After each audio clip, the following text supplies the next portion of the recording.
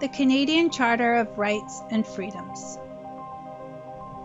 The Canadian Charter of Rights and Freedoms.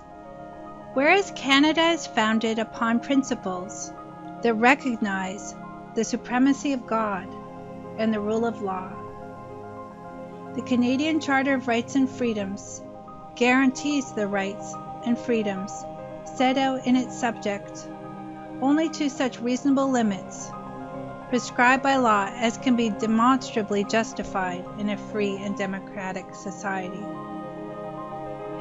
Fundamental freedoms. Everyone has the following fundamental freedoms.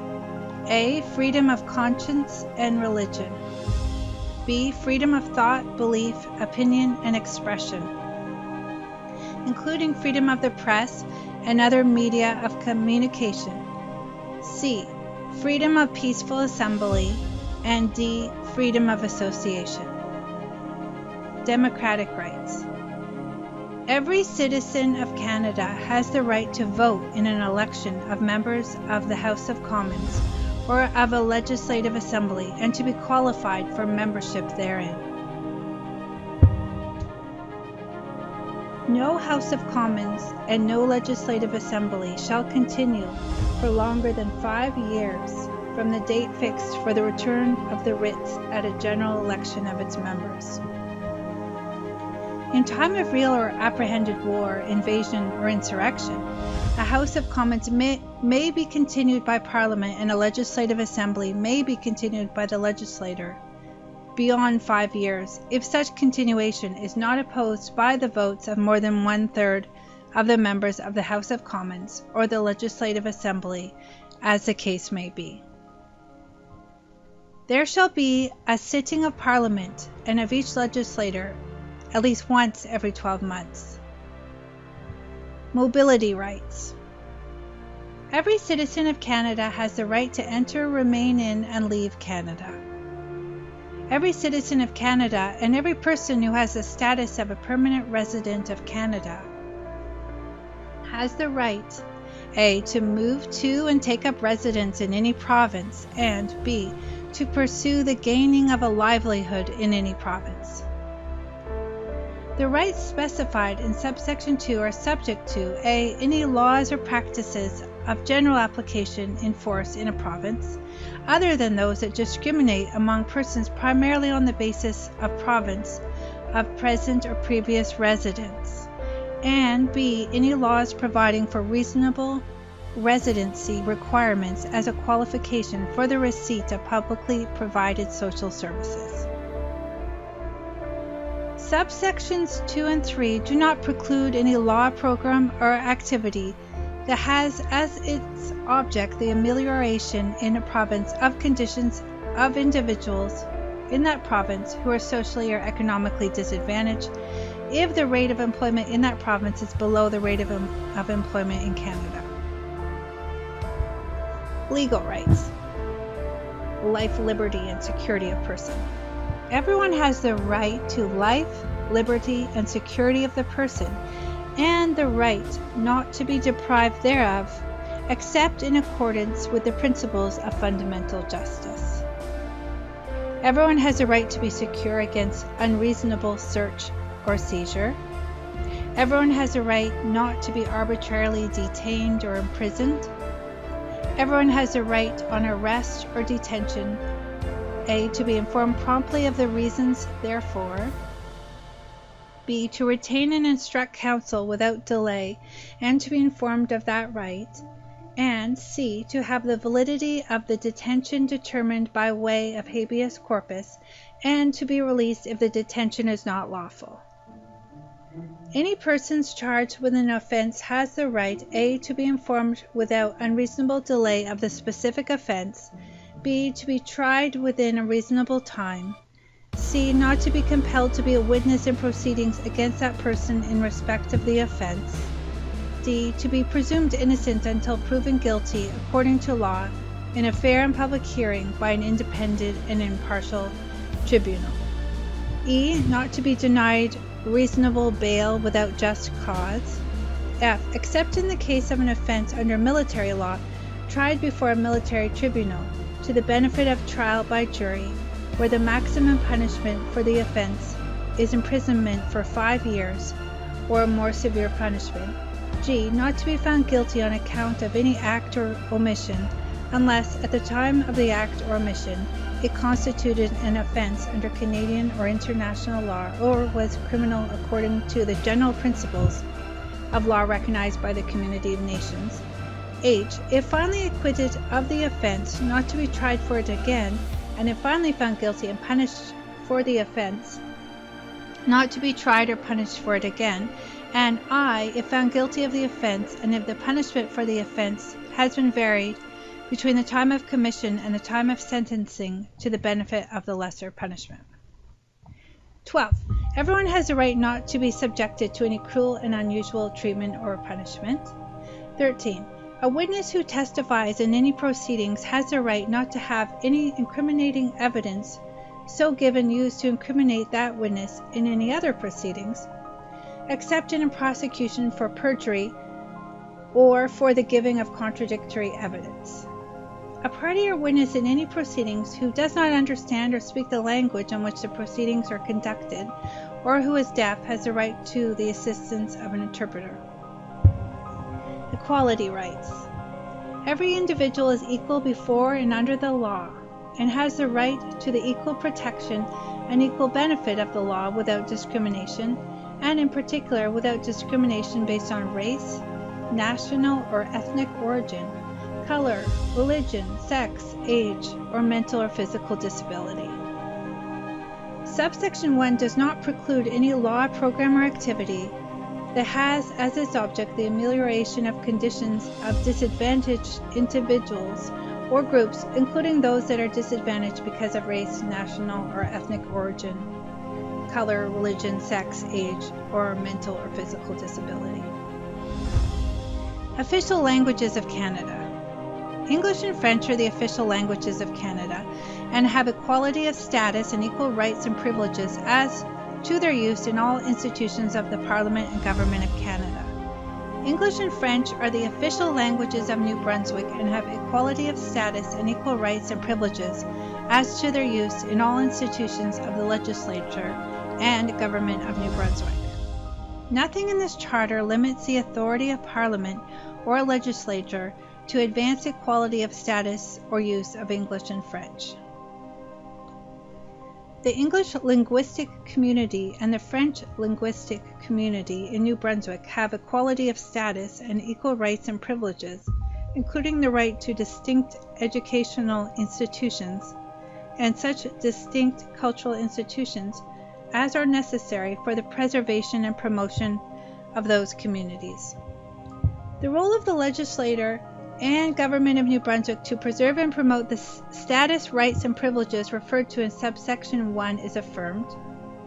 Everyone has a right to use English or French in any debates and other proceedings of Parliament. Everyone has a right to use English or French in any debates and other proceedings of the legislature of New Brunswick.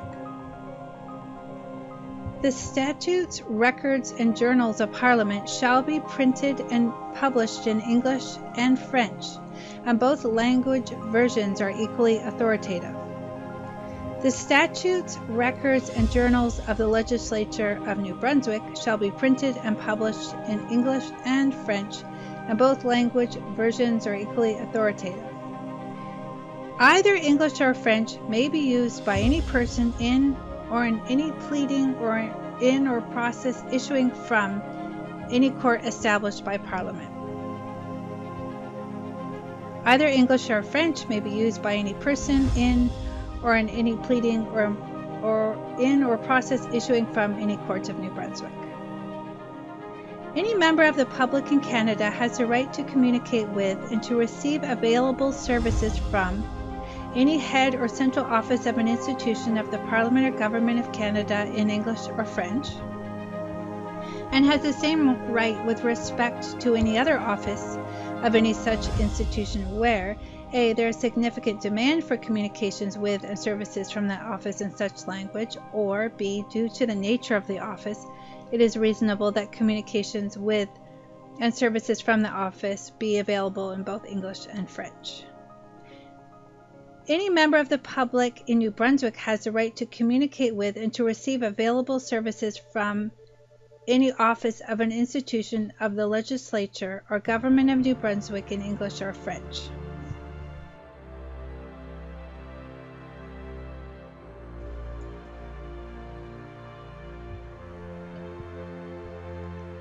Nothing in sections 16 to 20 abrogates or derogates from any right, privilege, or obligation with respect to the English and French languages, or either of them that exists or is continued by virtue of any other provision of the Constitution of Canada.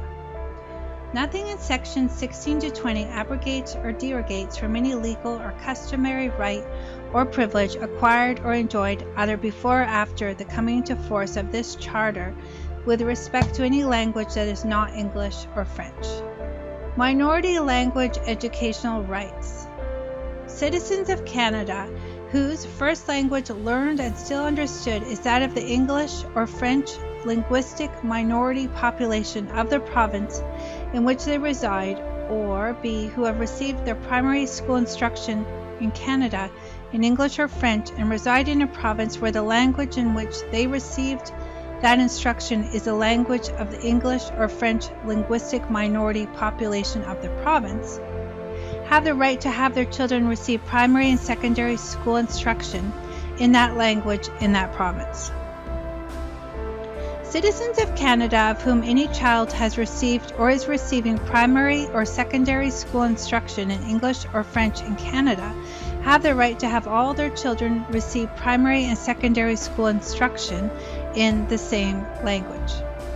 The rights of citizens of Canada under subsections 1 and 2 to have their children receive primary and secondary school instruction in the language of the English or French linguistic minority population of a province, A, applies wherever in the province the number of children of citizens who have such a right is sufficient to warrant the provision to them out of public funds of minority language instruction, and B, includes where the number of those children so warrants the right to have them receive that instruction in minority language educational facilities provided out of public funds.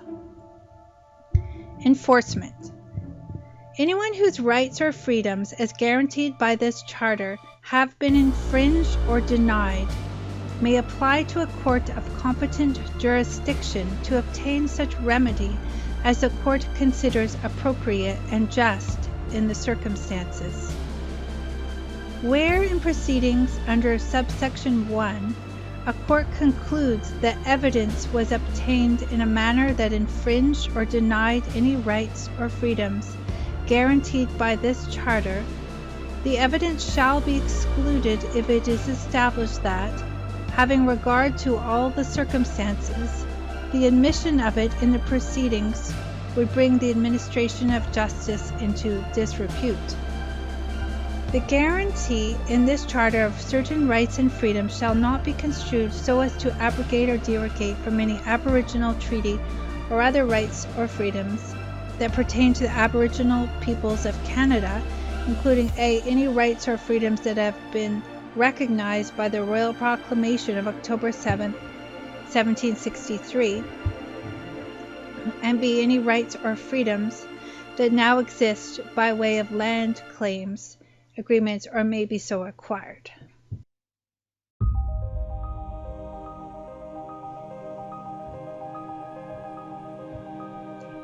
A, any rights or freedoms that have been recognized by the Royal Proclamation of October 7, 1763, and B, any rights or freedoms that now exist by way of land claims, agreements, or may be so acquired. The guarantee in this Charter of certain rights and freedoms shall not be construed as denying the existence of any other rights or freedoms that exist in Canada. This Charter shall be interpreted in a manner consistent with the preservation and enhancement of the multicultural heritage of Canadians. Notwithstanding anything in this Charter, the rights and freedoms referred to in it are guaranteed equally to male and female persons. Nothing in this Charter abrogates or derogates from any rights or privileges guaranteed by or under the Constitution of Canada in respect of denominational, separate, or dissentient schools. A reference in this charter to a province or to the Legislative Assembly or Legislature of a province shall be deemed to include a reference to the Yukon Territory and the Northwest Territories, or to the appropriate legislative authority thereof, as the case may be. Nothing in this charter extends the legislative powers of any body or authority. Application of Charter. This charter applies A. to the Parliament and Government of Canada in respect of all matters within the authority of Parliament, including all matters relating to the Yukon Territory and Northwest Territories, and B. to the Legislature and Government of each province in respect of all matters within the authority of the Legislature of each province. Notwithstanding subsection 1, section 15 shall not have effect until 3 years after this section comes into force. Parliament or the legislature of a province may expressly declare in an act of Parliament or of the legislature, as the case may be, that the act or provision thereof shall operate notwithstanding a provision included in section 2 or section 7 to 15 of this charter. An act or provision of an act in respect of which a declaration made under this section is in effect shall have such operation as it would have, but for the provision of this charter referred to in the declaration. A declaration made under subsection 1 shall cease to have effect 5 years after it came into force or on such earlier date as may be specified in the declaration.